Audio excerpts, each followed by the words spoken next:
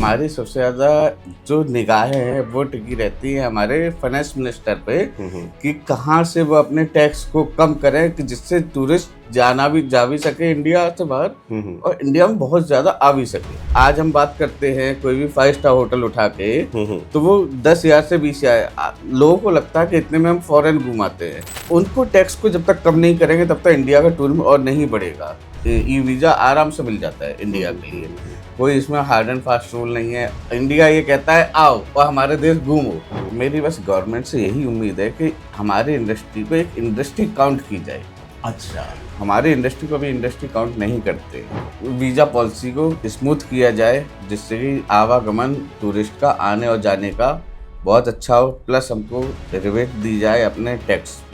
Budget 2026 सबकी निगाहें finance minister Nirmala Sitharaman पर, और अक्सर बात तो होती है रेलवेज की या फिर टैक्स कट्स की, लेकिन यहाँ जो एक सेक्टर है टूरिज्म एंड ट्रैवल, भारत को आत्मनिर्भर भारत बनाने में टूरिज्म का भी बहुत बड़ा हाथ रहा है। और विदेशी सैलानी कितने ज़्यादा भारत आ सकते हैं, ईज ऑफ डूइंग बिजनेस उनके लिए कैसा है, इन सब की पड़ताल करने के लिए आज हम आ पहुँचे हैं नोएडा, जहाँ पर एक ट्रैवल एंड टूरिज्म इंडस्ट्री जो कि 15 से 17 साल से इस सेक्टर में काम कर रही है, उनसे बातचीत करने के लिए हमारा सौभाग्य हमारे साथ हैं हिमांशु गुप्ता जी। हिमांशु, सबसे पहला सवाल मैं आपसे लेना चाहूँगा, बहुत बहुत स्वागत आपका, कि जब हम बात करते हैं आत्मनिर्भर भारत की और ट्रैवल एंड टूरिज्म की, तो आप लोग वो बीच के लिंक हैं जो कि इसको संभव बनाते हैं।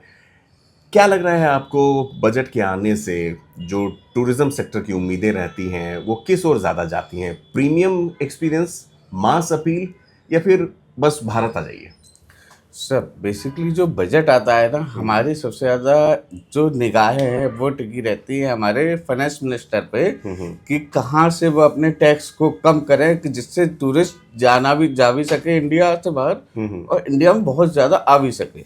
अच्छा, बहुत मत अगर हम बात करें कि होटल टैक्स की, तो होटल टैक्स कम होने से आपका टूरिस्ट जो मिडिल क्लास है, जो बजट फ्रेंडली है, वो ज़्यादा घूम सकेगा इंडिया में। अच्छा, आज हम बात करते हैं कोई भी 5 स्टार होटल उठा के तो वो 10,000 से 20,000 लोगों को लगता है कि इतने में हम फॉरेन घुमाते हैं। तो उनको टैक्स को जब तक कम नहीं करेंगे तब तक इंडिया का टूरिज्म और नहीं बढ़ेगा। तो उनको टैक्स को कम करने के लिए बहुत हमारी निगाहें उसी पर टिकी रहती है हमेशा कि टैक्स कम हो कैसे भी करके। अच्छा, अच्छा, जी। जी, जी, जी। और रही बात आपकी मोदी जी की, मैं बहुत बहुत धन्यवाद कहता हूं उनको कि जहां जहां वो जाते हैं वहां ग्रो होता ही ये सेक्टर। अच्छा, अगर वो जर्मनी गए तो जर्मनी से टूरिस्ट बहुत ज़्यादा आएगा। अच्छा, हाँ, अगर वो यूएसए गए तो यूएस से इंडिया बहुत ज़्यादा टूरिस्ट आएगा। वो जहाँ जहाँ जाते हैं वहाँ वहाँ अपने भारत का परचम करके आते हैं कि नहीं, भारत आओ, भारत में इतना खूबसूरत देश है भारत कि आपको कहीं के अगर एक जगह जाना है ना, राजस्थान आप 30 दिन घूमते रहोगे लेकिन आपको फिर भी वो कम लगेगा 30 दिन। अच्छा, अच्छा, अच्छा। हाँ। चलिए, ये बड़ी पते की बात आपने बताई कि जहाँ जहाँ जो भारत के एम्बेसडर के तौर पर प्रधानमंत्री जाते हैं तो वहाँ से भी टूरिस्ट आना चाहते हैं। मोदी जी वैसे ट्रैवल तो बहुत करते हैं, कुछ वो अफ्रीकी देश और कई छोटे मोटे देशों में भी जाते रहते हैं। आपको लगता है अमेरिका, जर्मनी, लंदन, इनको छोड़ के भी छोटे देशों में इस तरह की मंशा जागी है कि वो भारत आए? नहीं, बिल्कुल जागी है, बिल्कुल। आज देखिएगा, नेपाल से बहुत टूरिस्ट आता है भारत, भूटान से आता है, म्यांमार से आता है, आपका बाली से आता है, थाईलैंड से बहुत आता है। इवन अभी चाइना ओपन हो जाएगा, चाइना से तो ये समझो चाइना के लोग बैठे हैं कि कब वीज़ा ओपन हो, कब हम भारत जाए। हाँ, तो मोदी जी ये है कि जहाँ जहाँ मतलब छोटी छोटी कंट्रियों को भी जाते हैं ना, वहाँ से जितना आ सकता है वहाँ खींच के लाते हैं। जी, जी, जी। चीन को लेकर आपने जिक्र किया, काफ़ी इस पर गहमा-गहमी भी चलती रही है। आपको लगता है कि भारत का जो टूरिज़्म सेक्टर है वो चीन को टक्कर देने के लिए तैयार है? अगर मैं कहूँ, क्योंकि अभी तक हमने पूरी दुनिया को चीन जाते हुए देखा है। चीनी पर्यटक हो गए या चीनी जो टैलेंट है वो भारत आए, इसके लिए आपको क्या लगता है टूरिज़्म कैसे काम कर सकता है? नहीं, आपने बिल्कुल, आपका कहना सही है। टूरिज्म पर्पज से आप चीन को देखेंगे तो बिजनेस पर्पज से बहुत ज़्यादा जाते हैं। टूरिज्म पर्पज से भारत आना सबसे ज़्यादा पसंद करते हैं लोग। अच्छा, अच्छा, अच्छा। हाँ जी, टूरिज्म पर्पज अभी इंडिया और चाइना का 5 साल से स्टॉप है वीज़ा। जी, जी, हाँ, जी। 5 साल से वीज़ा लग नहीं रहा है इंडिया के लिए, ना चाइना आ रहे हैं ना जा रहे हैं for a tourism purpose. But ये ओपन होने वाला था इसी साल, और हो जाएगा, होप सो बहुत जल्दी ओपन होगा। और वहाँ के लोग बैठे हैं, हमारे पास ग्रुप ऑलरेडी कंफर्म्ड है अच्छा, कि जैसे ही वीजा लग गया वैसे ही हम भारत आएंगे। चलिए। चाइना से बहुत सारे लोग आते हैं जो इंडिया विजिट करते हैं। पूरा बुद्धिज्म वो चाइना से एक्सपोर्ट करते हैं। बिल्कुल बिल्कुल, यहाँ पर भारत में कई बुद्धिस्ट हॉटस्पॉट्स ऐसे हैं।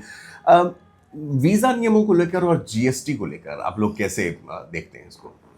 सर देखो, वीज़ा का ये है कि वीज़ा इंडिया आने के लिए बहुत इजी वीज़ा ई वीज़ा आराम से मिल जाता है इंडिया के लिए। कोई इसमें हार्ड एंड फास्ट रूल नहीं है। इंडिया ये कहता है आओ और हमारे देश घूमो। आप जितना जल्दी आ सकते हो उतना जल्दी आओ, घूमो। और ऐसा बहुत कम कंट्रियों में देखा गया है कि बाहर इंडिया के लिए ना इस टाइम पे लोग बहुत ज़्यादा उत्सुक हैं कि हम इंडिया जाएं।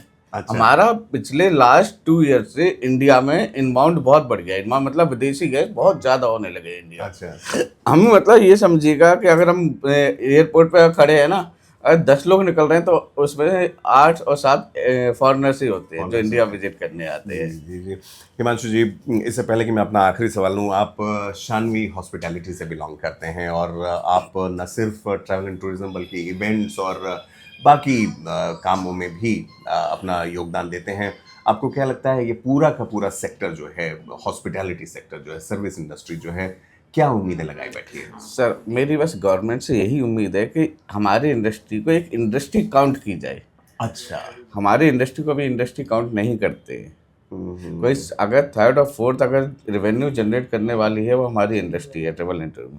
लेकिन जैसे आईटी सेक्टर को आपने दे दिया कि डिफाइन कर दिया कि ये इंडस्ट्री है, लेकिन हमको कहीं एक स्टेब्लिश डिफाइन नहीं है कि अगर आज हम लोन लेने को जाए ना, कोई भी ट्रेवल एजेंट, तो बैंक वाले लोन नहीं देते हैं। अच्छा। हाँ, ट्रेवल एजेंसी को कोई लोन नहीं देता है। ट्रेवल एजेंसी को कोई ओडी नहीं देता है।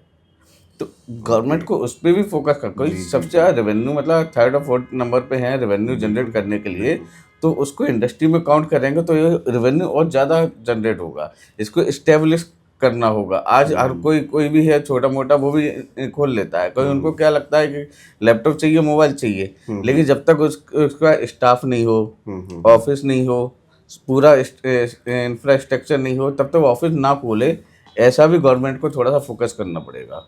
चलिए, बहुत पते की बात है। मेरा आखिरी सवाल हिमांशु गुप्ता जी से यही होने वाला था कि अगर फाइनेंस मिनिस्टर उनको लिफ्ट में मिल जाती हैं, मान लीजिए आप सरकारी दफ्तर जाते हैं, तो उनको आप क्या सुझाव देंगे? मुझे लगता है एक तो आपने बहुत बड़ा सुझाव दिया कि इसे ऑर्गेनाइज सेक्टर के तौर पर देखा जाए और जो बड़ी कंपनियां हैं उसके अलावा छोटे प्लेयर्स को भी बराबरी का मौका मिलना चाहिए।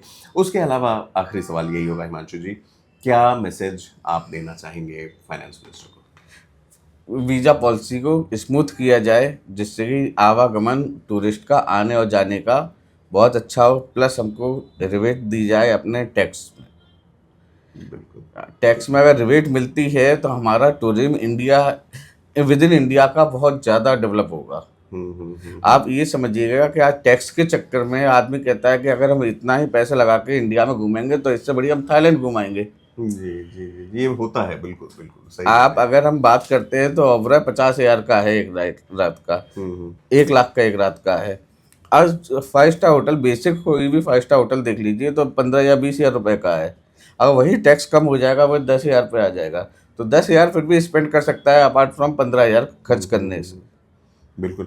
अभी जीएसटी की दरों में कटौती की गई थी, कई आवश्यकताओं पर इस पर ध्यान दिया गया था और एक तरीके से जो सरकार ने रिलीफ दिया था आम जनजीवन को, उसको मुझे लगता है अगर और भी ज़्यादा सार्थक बनाना है तो कहीं ना कहीं आत्मनिर्भर भारत और जो पधारो मारे देश का जो कॉन्सेप्ट है उसको और मजबूत बनाने के लिए न सिर्फ बाहर के सैलानियों के लिए बल्कि डोमेस्टिक टूरिज्म को भी बढ़ावा देने के लिए बहुत ज़रूरी है कि टैक्सेशन पर कमी लाई जाए और साथ ही साथ टूरिज्म एंड ट्रैवल को एक ऑर्गेनाइज सेक्टर के तौर पर, एक व्यवस्थित क्षेत्र के तौर पर भी डील किया जाए।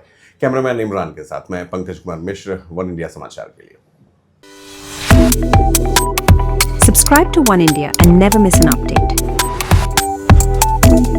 Download the One India app now.